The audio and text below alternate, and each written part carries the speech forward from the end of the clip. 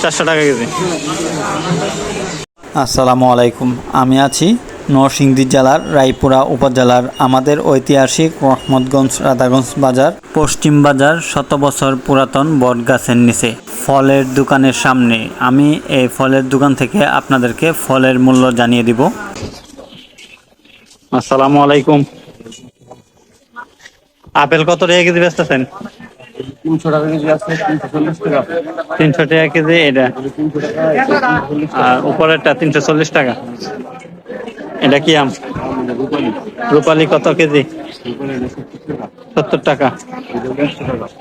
এটা রূপালী ওই, এটা 100 টাকা। আঙ্গুর কত কেজি? 500, 500 টাকা। এটা কি আম? গাছ নিয়ে আসনি, এটা কেজি কত? 40 টাকা। 40 টাকা। আর এটা, এটা কি আম?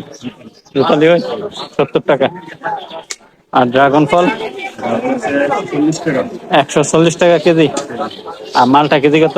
এটা 320 টাকা। 320 টাকা মালটা। জি, খেজুর কত টাকা কাঁচাটা? 400 টাকা কেজি খেজুর। আর আনার